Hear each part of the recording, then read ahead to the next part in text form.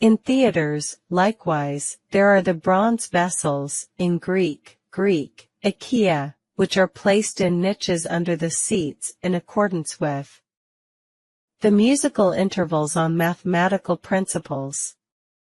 These vessels are arranged with a view to musical concords or harmony, and apportioned in the compass of the fourth, the fifth, and the octave, and so on up to the double octave, in such a way that when the voice of an actor falls in unison with any of them, its power is increased, and it reaches the ears of the audience with greater clearness and sweetness.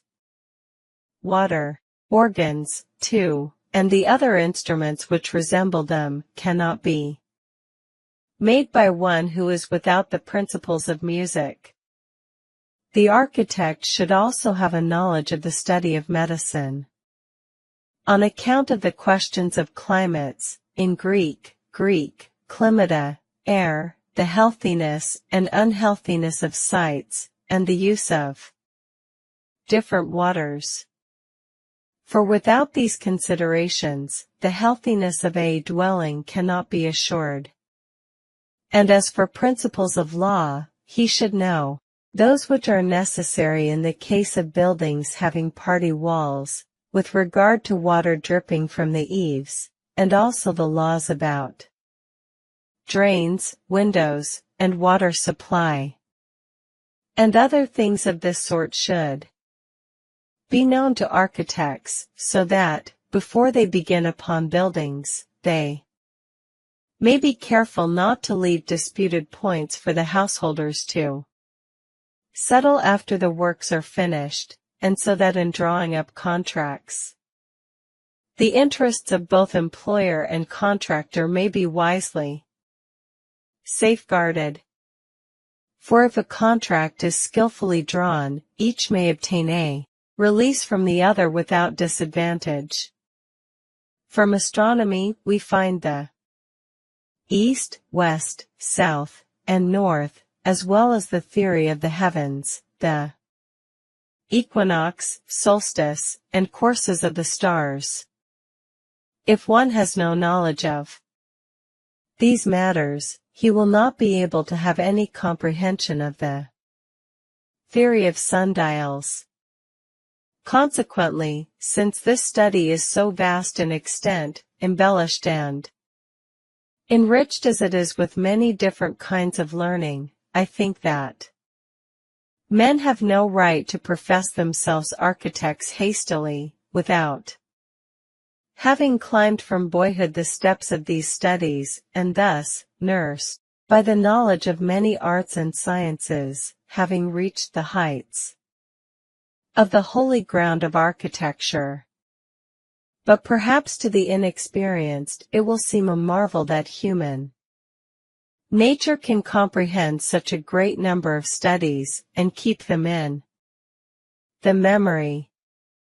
Still, the observation that all studies have a common bond of union and intercourse with one another, will lead to the belief that this can easily be realized.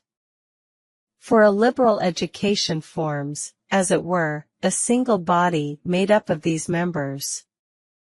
Those, therefore, who from tender years receive instruction in the various forms of learning, recognize the same stamp on all the arts, and an intercourse between all studies, and so they more readily comprehend them all.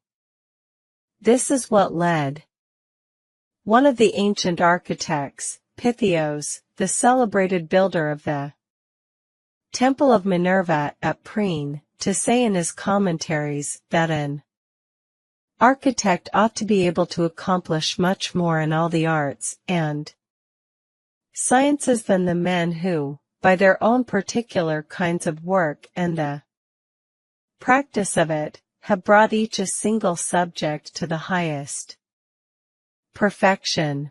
But this is in point of fact not realized.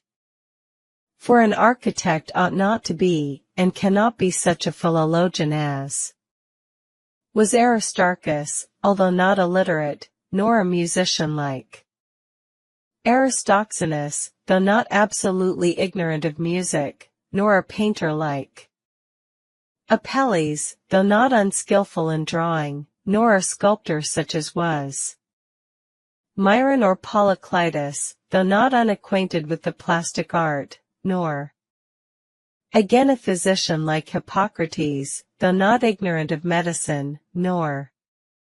In the other sciences need he excel in each, though he should not be unskilful in them. For, in the midst of all this great variety of subjects, an individual cannot attain to perfection in each, because it is scarcely in his power to take in and comprehend the general theories of them.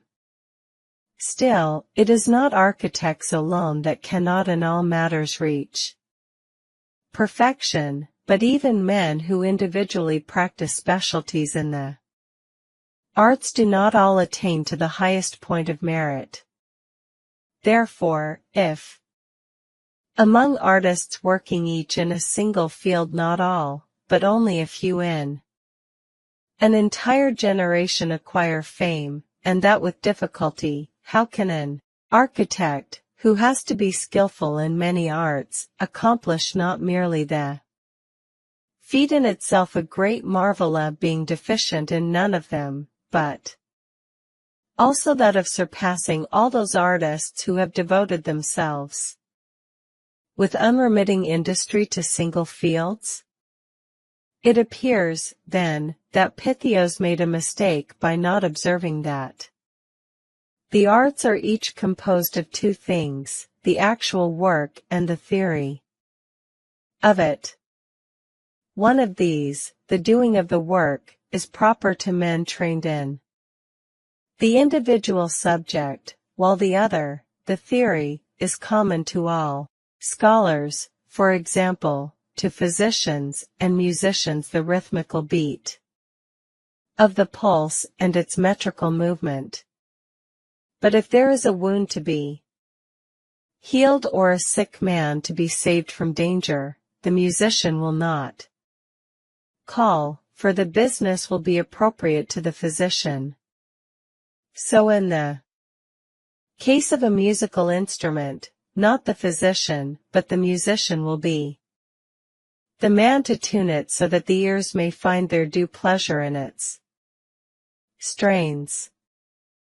Astronomers likewise have a common ground for discussion with musicians in the harmony of the stars and musical concords in tetrads and triads of the fourth and the fifth, and with geometricians in the subject of vision, in Greek, logos optikos, and in all other sciences. Many points, perhaps all, are common so far as the discussion of them is concerned. But the actual undertaking of works which are brought to perfection by the hand and its manipulation is the function of those who have been specially trained to deal with a single art.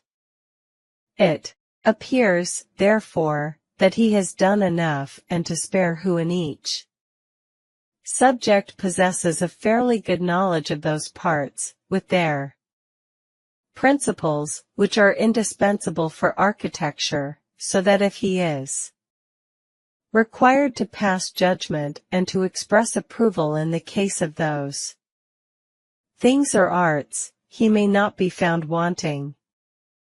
As for men upon whom nature has bestowed so much ingenuity, acuteness, and memory that they are able to have a thorough knowledge of geometry, astronomy, music, and the other arts, they go beyond the functions of architects and become pure mathematicians. Hence they can readily take up positions against those arts, because many are the artistic weapons with which they are armed. Such men, however, are rarely found, but there have been such at times, for example, Aristarchus of Samos, Philolaus and Archytas of Tarentum, Apollonius of Perga, Eratosthenes of Cyrene, and among Syracusans. Archimedes and Scopenas, who through mathematics and natural philosophy discovered, expounded, and left to posterity many things in connection with mechanics and with sundials. Since, therefore, the possession of such talents due to natural capacity is not vouchsafed at random to entire nations, but only to a few great men, since, moreover, the function of the architect requires a training in all the departments of learning, and finally, since reason, on account of the wide extent of the subject, concedes that he may possess not the highest, but not even necessarily a moderate knowledge of the subjects of study, I request, Caesar, both of you and of those who may read the said books, that if anything is set forth with too little regard for grammatical rule, it may be pardoned. For it is not as a very great philosopher, nor as an eloquent rhetorician, nor as a grammarian, trained in the highest principles of his art, that I have striven to write this work, but as an architect who has had only a dip into those studies. Still, as regards the efficacy of the art and the theories of it, I promise and expect that in these volumes I shall undoubtedly show myself of very considerable importance, not only to builders, but also to all scholars.